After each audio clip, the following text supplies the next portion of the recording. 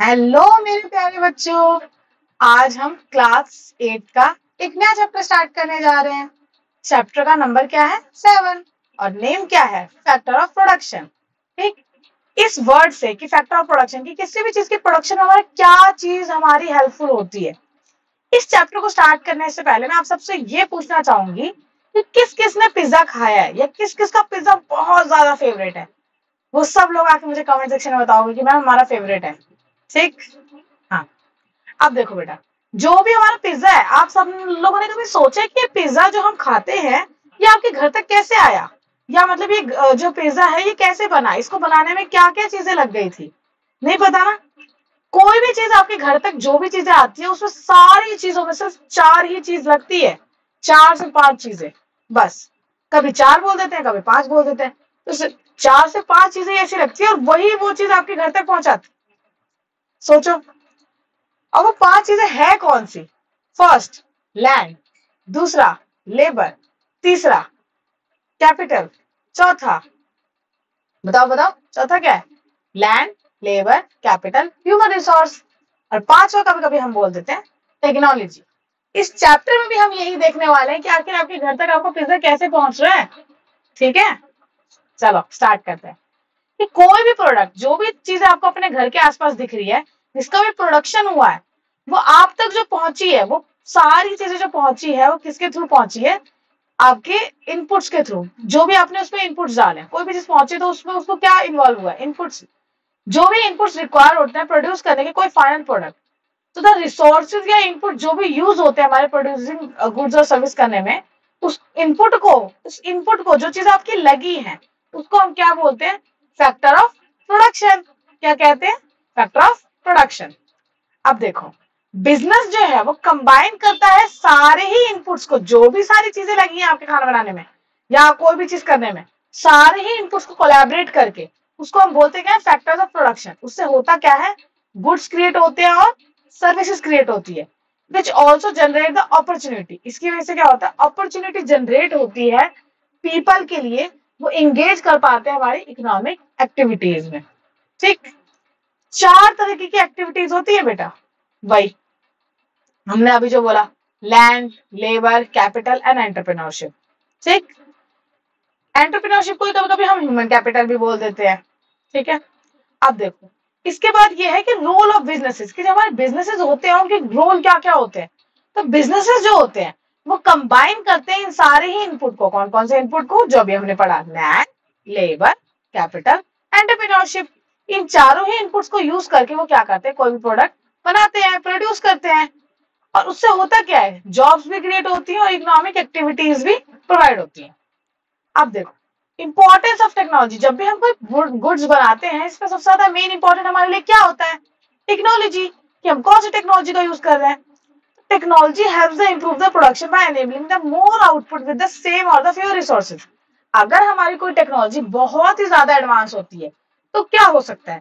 उससे हमारे प्रोडक्ट ज्यादा बन जाते हैं सेम इनपुट में। ठीक, जैसे मैं आपको एग्जांपल दूं, आप सब में से बहुत सारे बच्चे ऐसे होंगे जिनको रोटी भी नहीं बनानी आती, और आप आजकल ऐसे कभी देखते होंगे वीडियोस में कि रोटी बनाने वाली मशीन आ चुकी है ना। अब आपको लगता है कि अगर आप हाथ से रोटी बनाने की कोशिश करोगे तो आप शायद 1 घंटे में मुश्किल से 10 रोटी बना पाओ।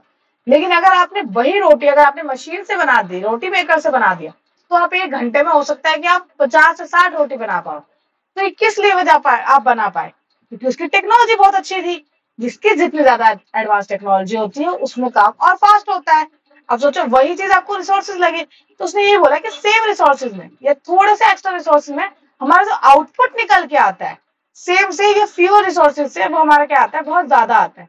जैसे इसका एक और एग्जाम्पल सोचो, आज आप लोगों ने जो टी शर्ट पहन रखी है, हाँ, टॉप पहन रखी है लड़कियों ने, तो इनमें क्या है? ये टी शर्ट पहले हाथ से बनती थी, ये सब चीजें हाथ से बनती थी, तो कितना टाइम लगता था बनाने में। एक पर्सन एक दिन में एक ही टी शर्ट बना पाता था। आजकल ये सारी चीजें हमारी मशीन से बन जाती है। मशीन से बन जाती है तो एक दिन में 100 200 टी शर्ट बन जाती है, इससे भी ज्यादा बन में आई। तो ये सब चीजें कैसे हो पाई? क्योंकि हमारी टेक्नोलॉजी एडवांस हो चुकी है। पहले हम अपने हैंडमेड टेक्नोलॉजी पे डिपेंड करते थे, जिसकी टेक्नोलॉजी बहुत पुरानी हो चुकी है, और अब हम न्यू न्यू टेक्नोलॉजीज पे मूव कर चुके हैं। ठीक, अब देखो, अभी हमने बोला कि किसी भी चीज को बनाने के लिए हमारे 4 चीजें चाहिए होती है, लैंड, लेबर और हमारा कैपिटल और हमारा लैंड, लेबर, कैपिटल, और बताइए टेक्नोलॉजी, एंटरप्रेन्योरशिप। ठीक, अब देखो लैंड, अब सोचो पिज्जा जो बनाने वाले अंकल जी थे, उन्होंने जो पिज्जा बनाया उसमें जो लैंड का यूटिलाइजेशन हुआ होगा उसमें भी। अब आप सोचोगे कि नहीं लैंड का क्यों यूटिलाइजेशन हुआ, बेटा पिज्जा कहाँ बनाया आपके, अगर आप घर में भी बना रहे हो कोई चीज तब भी तो आपने घर, एक लैंड है जहाँ पे आपने पिज्जा बनाया। ऐसे ही हमारा जो खाने पीने की चीजें होती है जैसे कि हमारा गेहूं चावल ये सब कैसे आता है, तो उसके लिए भी आपको लैंड चाहिए होता है। तो लैंड का मतलब ये है कि it's not only the geographical land, ये सिर्फ ज्योग्राफिकल एरिया की बात नहीं कर रहे, but also the natural resources की बात कर रहे हैं, like the soil, forest, water. तो यहाँ पे बहुत सारे नेचुरल रिसोर्सेज की बात करिए, जो भी मिट्टी है आपकी, फॉरेस्ट है आपके, पेड़ है, वाटर हो सकते हैं, एयर हो सकते हैं, ये सनलाइट हो सकता है, मिनरल हो सकते हैं, वो सारी ही चीजें किसी भी तरीके का क्या हुआ, नेचुरल रिसोर्स जो आपको चाहिए होता है बिजनेस में। बिजनेस क्या करती है, या तो परचेज कर लेती है किसी लैंड को अगर वो लैंड की बात चल रही हो, या उसे रेंट पे ले लेती है कभी कभी। तो जब या तो वो परचेज कर ले या रेंट पे ले लेती है, और अगर रेंट पे लेती है तो वो एक पर्टिकुलर पीरियड ऑफ टाइम के लिए लेती है। ठीक, तो ये भी हमारा काम करता है, हमारा फैक्टर ऑफ प्रोडक्शन। सबसे पहले हमें लैंड ही चाहिए होती है जहाँ पे हमें करनी है, अपनी खेती करनी है, चाहे अपना पिज्जा बनाना है, चाहे अपनी इंडस्ट्री सेट करनी है, तो हमें लैंड देखना पड़ता है। फिर है हमारा लेबर। लेबर जो होता है, लेबर असेंशियल है हमारे प्रोडक्शन में। लेबर जो एसेंशियल है प्रोडक्शन में, क्यों, क्योंकि लेबर ही जो है वो फिजिकल और मेंटल एफर्ट्स देता है उसमें। अब आप लोग हो, जैसे मान लो अगर कोई वर्कर है, जैसे फार्म में काम करने वाले वर्कर है, उसमें उनको पहले बुआई करनी पड़ेगी, फिर कटाई करनी पड़ेगी, तो उसमें उन्होंने खुद जाके अपना क्या दिया, फिजिकल एफर्ट दिया अपना। ठीक, और आजकल जैसे टीचर्स हैं, है ना, या बैंकिंग में जो बहुत सारे लोग लगे हैं, वो अपना मेंटल एफर्ट देते हैं कोई भी काम को करने में। तो या तो उसमें फिजिकल वर्क इन्वॉल्व होगा या मेंटल एफर्ट्स इन्वॉल्व होंगे। लेबर में आपके हर तरीके के लेबर हो सकते हैं, हर तरह की चीजें हो सकती है, जैसे कि कारपेंटर हो गया, वो भी एक लेबर की तरह है, फार्मर्स हो गए, वो भी एक लेबर की तरह है, कंस्ट्रक्शन वर्कर्स हो गए जो आपका घर बनाने का काम करते हैं, वो भी एक लेबर है, टीचर्स हैं, डॉक्टर्स हैं, ये सारे ही लोग जो है वो वैरी करते हैं levels of the physical strength में, नॉलेज में एंड स्किल में। ठीक, अब देखो इसके बाद अभी हमने पढ़ा पीपल एज रिसोर्स, लैंड हो गया, लेबर हो गया। अब हम पढ़ेंगे ह्यूमन कैपिटल। ह्यूमन कैपिटल क्यों चाहिए, कैसे चाहिए, क्या इसका यूज है, क्यों हमें ह्यूमन कैपिटल इतनी इंपॉर्टेंट हो चुकी है आज के टाइम पे। पहला बात, role of the human in the production, कि आजकल अगर आप देखो इतने सारे जो लोग प्रोडक्शन में लगे हुए हैं, आखिर वो क्यों लगे हैं। तो पीपल कंट्रीब्यूट करते हैं इकोनॉमिक एक्टिविटीज में by using them their knowledge. सबसे पहले अपनी क्या लगाते हैं, दिमाग। ठीक, तो by using their knowledge, knowledge लगाते हैं कोई भी काम करने के लिए, स्किल्स लगाते हैं। अब नॉलेज और स्किल्स में थोड़ा डिफरेंस होता है। नॉलेज मतलब होती है किसी चीज का थ्योरेटिकल ज्ञान होना, आपको थ्योरेटिकल पता है आपको कैसे क्या हो रहा है कैसे क्या नहीं। स्किल्स मतलब आपको एक्चुअली में उसे हाथ से करना आता है, ऐसे आपके पास कोई ना कोई स्किल है। तीसरा, डिसीजन, डिसीजन लेना टू क्रिएट करने के लिए गुड्स एंड सर्विसेज। ठीक, तो ये तीन चीजें हो गई कि हमारा जो पीपल होता है वो कंट्रीब्यूट करता है इकोनॉमिक एक्टिविटीज में अपनी नॉलेज लगा के, स्किल लगा के, या अपनी डिसीजन मेकिंग लगा के, और फिर जाके वो क्या करता है, गुड्स को या सर्विसेज को प्रोड्यूस करता है। ठीक, दूसरा example of the human contributor, जो प्रोफेशनल्स होते हैं, अब जैसे कि हमारे पुलिस ऑफिसर्स हो गए, ये लोग भी क्या कर रहे हैं, ये भी हमारे एक एज रिसोर्स के तौर पे। दुनिया में अगर कोई भी क्राइम हो रहा है तो कौन डील कर रहा है, पुलिस ऑफिसर्स। ठीक, साइंटिस्ट, अगर आज के डेट में हम बहुत सारी चीज एडवांस पढ़ पा रहे हैं, ये दवाइयां बन गई, ये बन गया टेक्नोलॉजी, ये टेक्नोलॉजी आई, वो कैसे आ पा रही है, साइंटिस्ट की वजह से। Chefs use the specialised skills, अगर आप बहुत टेस्टी टेस्टी खाना खा पा रहे हो तो जो इतनी अच्छी अच्छी जो डिश आई है आपकी, शाही पनीर, है ना, कढ़ाई पनीर, ये सब कैसे आई है, ये सारी डिशेस डेवलप की गई है शेफ्स के द्वारा। तो ये आपकी शेफ्स की क्या है, एक स्पेशलाइज्ड स्किल्स है। और ये सब लोग क्या करते हैं, अपने परफॉर्म करते हैं जॉब इफेक्टिवली। तो वो इसमें बोलते हैं कि ह्यूमन कंट्रीब्यूशन की क्या क्या एग्जांपल्स है, चाहे आपके पुलिस ऑफिसर्स हो, चाहे आपके साइंटिस्ट हो, चाहे आपके शेफ हो, या कोई भी तरह का जॉब हो, जो भी अपनी ड्यूटी परफॉर्म करता है इफेक्टिवली, एग्जाम्पल्स है आपके ह्यूमन कॉन्ट्रीब्यूशन का। उसके बाद है डेफिनेशन ऑफ लेबर। लेबर की डेफिनेशन क्या है, लेबर की डेफिनेशन है, लेबर का मतलब क्या होता है, जो भी आपको फिजिकल वर्क दे या आपको मेंटल एफर्ट दे। फिजिकल वर्क मतलब जैसे अगर आप कंस्ट्रक्शन का काम कराओगे तो कोई ईटा लेके जाएगा आपका पूरी बिल्डिंग बनवाने के लिए, कोई आपका सीमेंट घोल रहा होगा, तो वो क्या कर रहे हैं, वो तो फिजिकल एफर्ट दे रहा है। जैसे पिज्जा बनाने वाले अंकल है, तो वो पिज्जा बनाने वाले वो खुद अपना डो सेट कर रहे हैं, फिर वो खुद से पिज्जा बना रहे हैं और चीजें कर रहे हैं, वो फिजिकल एफर्ट्स हो गए। और अगर आपके टीचर्स या डॉक्टर हो गए, वो कैसा एफर्ट्स देते हैं आपके लेबर में, तो जैसे अगर आपके जूनियर डॉक्टर है तो क्या करते हैं, वो अपना मेंटल दिमाग लगाते हैं। मेंटल दिमाग मतलब अपना मेंटल दिमाग नहीं, एक्चुअली मेंटल एफर्ट्स लगाते हैं, मतलब अपना दिमाग। ठीक, तो लेबर्स जो होते हैं वो हमारा यूज करते हैं अपना फिजिकल और mental efforts use in the production of किस चीज का, गुड्स और सर्विसेज का। तो लेबर का मतलब वही होता है जो अपना फिजिकल और मेंटल एफर्ट्स लगाते हैं प्रोडक्शन करने में। ठीक है, अब है कि हमारा ह्यूमन कैपिटल क्या होता है। तो ह्यूमन कैपिटल का मतलब यही होता है जिसमें उसमें इंक्लूड हो उसकी स्पेशल स्किल्स। अगर कोई भी ह्यूमन अपनी स्पेशल स्किल्स लगा रहा है, नॉलेज लगा रहा है, एक्सपर्टीज लगा रहा है, जिसकी वजह से क्या हो रहा है, आपका इंप्रूव हो रहा है quality of labour, this is called the human capital. क्योंकि देखो आजकल के डेट में अगर आप देखो तो टीचर्स हैं आपके और आपके डॉक्टर्स हैं, ये सारे लोग क्या कर रहे हैं, अपना ह्यूमन कैपिटल लगा रहे हैं, अपना दिमाग लगा रहे हैं, जिसकी वजह से ये लोग क्या हो रहे हैं, डेवलप हो रहे हैं, चीजें डेवलप हो रही है। ठीक, अब देखो importance of the human capital. Human capital की इंपॉर्टेंस क्या है, इसकी वजह से एनहेंस होती है हमारी एफिशिएंसी, काम करने का तरीका अच्छा होता है। जितना ज्यादा तेज दिमाग वाला बंदा होता है वो उतनी जल्दी काम कर लेता है, उतना ज्यादा प्रॉब्लम सॉल्विंग करता है। इट एनहेंस द एफिशिएंसी और प्रोडक्टिविटी ऑफ लेबर। जैसे अगर मान लो अगर आपको मैंने बोल दिया कि जाओ बेटा पिज्जा बना के लाओ, तो हो सकता है आपको 4-5 घंटे या उससे ज्यादा भी लग जाए आपका पिज्जा ना बने। लेकिन वही अगर पिज्जा बनाने वाले जो अंकल होंगे उनको बहुत ज्यादा अच्छी स्किल्स होंगी, तो वो क्या करेंगे, उनके पास इतनी एफिशिएंसी है, उनको पता है कि कैसे क्या काम करना है, उनके पास नॉलेज है, स्किल्स है, एक्सपर्टीज है, तो वो क्या करेंगे, तुरंत पिज्जा बना के ले आएंगे आपके लिए आधे घंटे के अंदर अंदर। एफिशिएंसी, और उससे क्या होता है, इससे क्या होता है, मतलब जितने ज्यादा अच्छी ह्यूमन कैपिटल होते हैं उतनी ज्यादा क्या आती है, एफिशिएंसी आती है, स्पीड आती है आपकी, प्रोडक्टिविटी आती है आपकी, और ये उसको मोर वैल्यूएबल करता है इन द प्रोडक्शन प्रोसेस में। वही मैंने बताया कि आप बनाएंगे, हम बनाएंगे, तो उसको हो सकता है 3-4 घंटे लग जाए, आप बनाओगे तो 3-4 घंटे लग जाए या उससे ज्यादा भी लग जाए और ना बने। और बाहर के जो शेफ होते हैं वो आएंगे तो हो सकता है कि वो आधे घंटे में बहुत अच्छा बना दे। ठीक, तो ये चीज है। दूसरी बात है फैसिलिटेटर ऑफ ह्यूमन कैपिटल, कि ह्यूमन कैपिटल देने के लिए कौन कौन फैसिलिटेटर का काम करता है। एजुकेशन जो होता है बेटा, एजुकेशन से नॉलेज बिल्ड होती है। अभी हमने बोला कि हाँ जो ह्यूमन कैपिटल है उसकी इंपॉर्टेंस क्या है, ह्यूमन कैपिटल क्या होता है, नॉलेज होना, स्किल्स होना। तो ये जो नॉलेज स्किल्स आती है ये कैसे क्या आती है, एजुकेशन से ही हमारी बेसिक, जो हमें बेसिक लिटरेसी आ पाती है, एजुकेशन से ही हमारी स्टार्ट होती है बेसिक लिटरेसी, जो कि हमारी हेल्प करता है इंडिविजुअल्स को गेन करने में एक्सपर्टीज। ठीक, अगर सोचो अगर अगर आज मैं पढ़ा मतलब खुद नहीं पढ़ी लिखी होती है, खुद मुझे नहीं पता होता कैसे क्या पढ़ाना है, तो क्या मैं पढ़ा पाती, क्या आपके टीचर्स पढ़ा पाते, नहीं पढ़ा पाते। तो वही है, एजुकेशन जो स्टार्ट होती है वो बेसिक लिटरेसी होती है, खुद पहले पढ़ा हुआ होना चाहिए।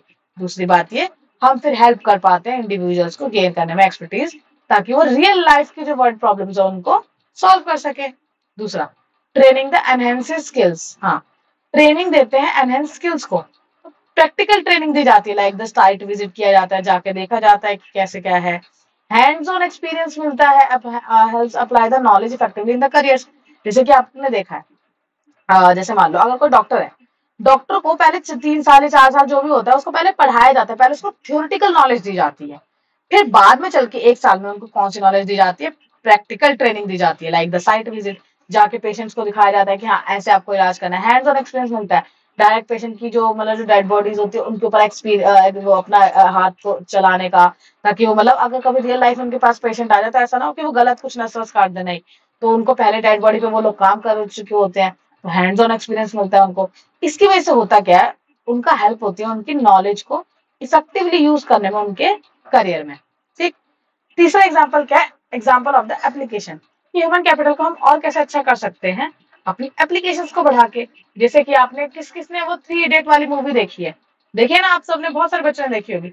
उसमें वो जो हमारा आमिर खान है वो क्या करते हैं, वो वहां पे इंजीनियरिंग की पढ़ाई कर रहे होते हैं, और इंजीनियरिंग की पढ़ाई में वो ड्रोन उड़ा रहे होते हैं या चीजें होती है, तो क्या होता है, एक सिविल इंजीनियरिंग स्टूडेंट जो होता है वो यूज करता है अपनी एजुकेशन को और अपनी ट्रेनिंग को डिजाइन करने में कोई नया स्ट्रॉन्ग इको फ्रेंडली इंफ्रास्ट्रक्चर।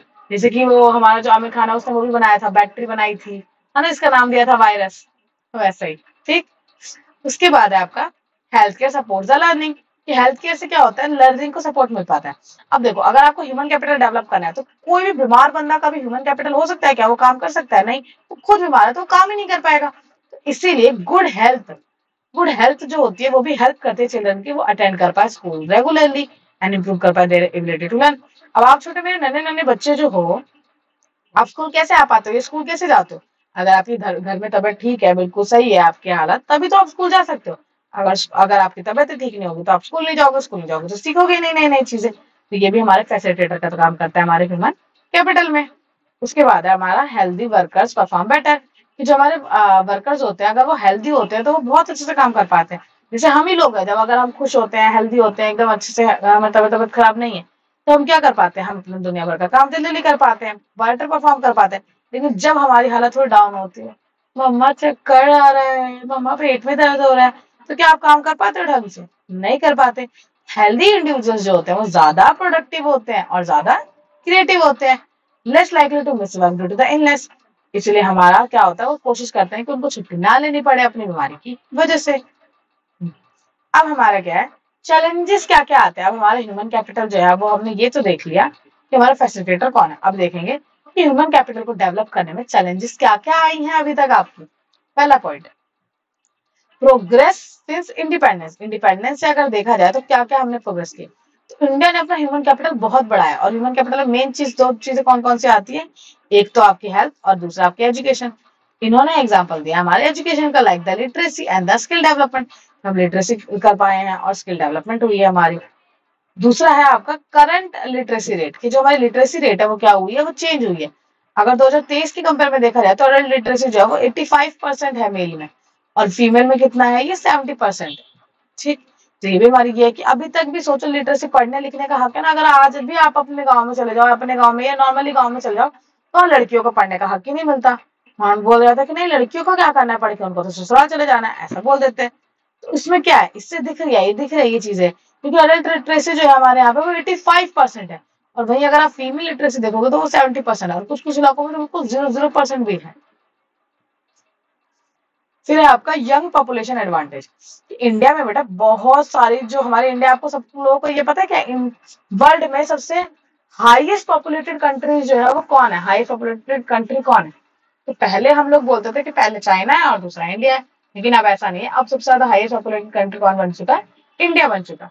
तो इंडिया में इतनी ज्यादा पॉपुलेशन है, और उसमें भी हमारे पास एक एडवांटेज है कि हमारे पास यंग पॉपुलेशन बहुत ज्यादा है। तो हमें क्या करना चाहिए, अपनी यंग पॉपुलेशन का यूज करना चाहिए, ताकि हम ज्यादा से ज्यादा चीजें डेवलप कर सके। तो 65% of the Indian population is under 35 है, और जो कि वो ऑफर करता है for the potential for the demographic dividend, कि बहुत अच्छे से हम यहाँ पे काम करवा सकते हैं। फिर meaning of the demographic dividend, कि हमारा डेमोग्राफिक डिविडेंड का मतलब क्या होता है। तो ये एक इकोनॉमिक बेनिफिट है when more people are working and fewer are dependent. कि यहाँ पे जब मतलब हमारे ये कि डेमोग्राफिक डिविडेंड कैसे, कि कितने लोग हमारे यहाँ पे हैं टोटल, उनमें से कितने लोग काम कर रहे हैं और कितने लोग काम नहीं कर रहे हैं, तो इन सबको क्या बोलेंगे, डेमोग्राफिक डिविडेंड। इसका एक बेनिफिट क्या होता है, अगर हमारी इकोनॉमिक डेमोग्राफिक डिविडेंड बहुत अच्छी है, इसका मतलब फायदा क्या होता है, ये एक इकोनॉमिक बेनिफिट है जब ज्यादा लोग जो है वो काम कर रहे होंगे, और कुछ ही लोग जो होंगे वो क्या होंगे, उनके ऊपर डिपेंड करेंगे। जैसे कि हमारे घर में होता है कि मम्मी पापा और हम 2-3 भाई बहन है, मान लो सोचो मम्मी भी वर्किंग है, पापा भी वर्किंग है, बड़ा भाई भी वर्किंग है, छोटा भाई भी वर्किंग है, आप बचे, है ना। इससे क्या होगा, इससे हमें ये पता चला कि हाँ, जितने ज्यादा लोग उतने ज्यादा अच्छे से काम। लेकिन ये भी ध्यान में रखना है कि वो काम सारे स्किलफुल कर रहे हो। ठीक। तो ये चीजें इकोनॉमिक बेनिफिट होता है जब more people are working and fewer are dependent, बहुत कम लोग डिपेंडेंट है। Need for the quality access, तो क्वालिटी एक्सेस, तो ये भी हमारा क्या है, चैलेंजेस है। क्वालिटी एक्सेस नहीं मिल पाता हमें ह्यूमन कैपिटल का। To use this advantage people must good get the good education. अगर हमें अच्छा ह्यूमन कैपिटल बनना है तो सबसे पहले तो हमें अच्छी एजुकेशन मिलनी चाहिए, अच्छा हेल्थ केयर मिलना चाहिए, अच्छी ट्रेनिंग मिलनी चाहिए, और अच्छा हमारे स्किल डेवलपमेंट मिलना चाहिए। ठीक। अब है आपका कैपिटल इन द बिजनेस, कि हमारे बिजनेस में हमें कैपिटल कैसे कैसे चाहिए होता है। तो कैपिटल चाहिए कैसे होता है, उससे पहले हमें ये जान लेना चाहिए कि कैपिटल होता क्या है। कैपिटल में हमारा इंक्लूड होता है मनी, ह्यूमन मेड रिसोर्सेज, जैसे कि हमारे मशीन या tools, building equipment use to produce the goods and services, जो कि हम गुड्स और सर्विसेज बनाने के लिए हम यूज करते हैं। तो कैपिटल का मतलब नॉर्मली क्या होता है, मनी या ह्यूमन मेड रिसोर्सेज, चाहे पैसा या लोगों के हाथों से बनाए गए जो रिसोर्सेज, जैसे कि मशीन, टूल्स, बिल्डिंग इक्विपमेंट, ये सारी चीजें किस में आती है, हमारी कैपिटल में आती है। कैपिटल जो होती है बेटा, इसकी इंपॉर्टेंस क्या है। अगर बिना कैपिटल के अगर आप कोई बिजनेस चलाना चाहो तो कोई भी बिजनेस नहीं चल सकता, तो कोई भी बिजनेस सस्टेनेबल ही नहीं है कैपिटल के बिना। तो it is essential for the running business in both the manufacturing में भी और सर्विस सेक्टर में भी। अब कुछ कुछ कभी आपको एग्जांपल्स दिख जाते हैं कि हाँ, उसमें इनिशियल कॉस्ट नहीं लगी, लेकिन फिर भी जनरली 90% ऑफ द केसेस में तो ऐसा होता ही है कि हमारी कैपिटल लग रही होती है, चाहे छोटी या बड़ी। हाँ। फिर है हमारा sources of capital for the small business, ये जो हमारे छोटे छोटे बिजनेसेस होते हैं उनमें जो सोर्स ऑफ कैपिटल है, जो पैसे आते हैं वो कैसे आते हैं? People often use the personal saving, लोग क्या करते हैं अपनी पर्सनल सेविंग यूज करते हैं, हेल्प करते हैं from the family and the friend. हाँ, तो पीपल क्या करते हैं बेटा, सोर्सेस क्या है? अब आप खुद सोचो कि अगर आपको कोई पैसों की जरूरत होती है तो आप किसके पास जाते हो? आप जाते हो अपने फ्रेंड्स के पास, है ना? जैसे आपको अभी 10 रुपए की जरूरत है मोमोज खाने, किसके पास जाओगे? मम्मा 10 रुपए दे दो, मोमोज खाने हैं। ठीक, तो इसमें क्या है, फैमिली से मांगते हैं। अगर मान लो कभी मम्मी आपके घर पे नहीं है, ठीक है, और ये आप स्कूल में हो, तो स्कूल में आपको अगर 10-15 रुपए या 20 रुपए की जरूरत है, अचानक से मैम ने बोल दिया कि प्रोजेक्ट के लिए चाहिए, तो आप क्या करोगे? आप अपने फ्रेंड से मांगोगे, अगर आपके फ्रेंड के पास एक्स्ट्रा पैसा होगा। और अगर कभी आपके पास फैमिली से भी ना हो, फ्रेंड से भी ना हो, तो हम क्या करते हैं, हम लोन लेते हैं। तो इसलिए जब भी स्मॉल बिजनेस स्टार्ट होने वाले होते हैं तो उसमें भी लोग यही करते हैं, सबसे पहले अपने घर पे देखते हैं फैमिली से, फिर अगर फैमिली से नहीं हो पाता तो अपने फ्रेंड से मांगने की कोशिश करते हैं, और फ्रेंड से भी नहीं हो पाता तो वो लोग क्या ले लेते हैं, अपना लोन ले लेते हैं कोई बिजनेस स्टार्ट करने से पहले। अब बैंक लोन होता क्या है? बैंक लोन मतलब होता है when saving are not enough, कि जब सेविंग जो है वो हमारी इतनी इनफ नहीं है कि individuals like the Ratna take loans and repay them for the interest over time. ये आपकी बुक में आपकी स्टोरी दे रखी थी रत्ना की, तो वही यहाँ पे बोल रखा है कि कभी कभी सेविंग्स इतना इनफ नहीं होते पर्सनल सेविंग्स इतनी इनफ नहीं होती, तो इंडिविजुअल लाइक रत्ना जो होता है वो उन लोगों को क्या कर लेना पड़ता है, लोन लेना पड़ता है, और उसको फिर वो हम लोग क्या करते हैं, रिपे करते हैं with the interest over time. फिर क्या है हमारा stock market for the big companies. Stock market होता है बिग कंपनीज के लिए, वो क्या होता है, लार्ज बिजनेसेस जो होते हैं वो रेस करते हैं मनी। अब देखो छोटे बिजनेस तो छोटी छोटी जगह से पैसे लेते हैं, जो बड़े बड़े बिजनेसेस होते हैं, बड़ी बड़ी कंपनीज होते हैं, वो लोग क्या करते हैं, वो रेस करते हैं मनी, कभी कभी पैसा लेते हैं बाय सेलिंग द शेयर्स। वो अपने शेयर्स जो होते हैं वो मार्केट में बेच देते हैं in the stock market and the offer in dividend to the investors. तो लार्ज बिजनेस अपने पैसे कैसे उठाते हैं, अपने शेयर्स को सेल करके स्टॉक मार्केट में, और ऑफर करते हैं उनको डिविडेंड कि तुम हमारे स्टॉक्स खरीद लो, तुम्हें बाद में धीरे धीरे करके प्रॉफिट भी मिलेगा। ठीक। हम्म। इसके बाद है हमारा एंटरप्रेन्योरशिप। अब एंटरप्रेन्योरशिप वाला जो टॉपिक है वो हम नेक्स्ट क्लास में करेंगे। ठीक है, आप सब लोगों को क्या करना है पता है ना सबको, लाइक शेयर एंड सब्सक्राइब। किसी को कोई भी डाउट आए तो वो अपने कमेंट सेक्शन में पूछ सकते हैं। ठीक है, और ये लेक्चर कैसा लगा आप सब लोगों को अपना फीडबैक देना है। मतलब अगर किसी को अच्छा नहीं भी लगा या कुछ लग रहा है कि नहीं नहीं ये चीज कमी है, ये चीज भी होनी चाहिए थी, या इंटरेस्टिंग नहीं है, तो आप मुझे बोल सकते हो कि मैम और इंटरेस्टिंग तरीके से पढ़ाओ। ठीक है, मैं पढ़ाऊंगी, आप कोशिश तो करो, पूछ के तो देखो, कोई डाउट हो तो भी पूछना। ठीक है, और इस लेक्चर की अगर आपको पीडीएफ चाहिए हो तो आप कमेंट सेक्शन में बोल सकते हो, मैं टेलीग्राम पे ही डाल दूंगी। ठीक है, और इस चैप्टर की इसके चैप्टर होने के बाद आपको क्वेश्चन आंसर्स भी दिए जाएंगे। वो जो क्वेश्चन आंसर है ना बेटा, वो क्वेश्चन आंसर आपको क्या करना है लास्ट में, मतलब ये जो पूरा चैप्टर कंप्लीट हो जाएगा तो क्वेश्चन आंसर्स मिलेंगे आपको, एनसीईआरटी के भी क्वेश्चन आंसर्स दिए जाएंगे और एक्स्ट्रा क्वेश्चन भी दिए जाएंगे। एग्जाम से पहले आप सभी बच्चों को उसको क्या करना है, पढ़ के जाना है। ठीक है, बाय बाय।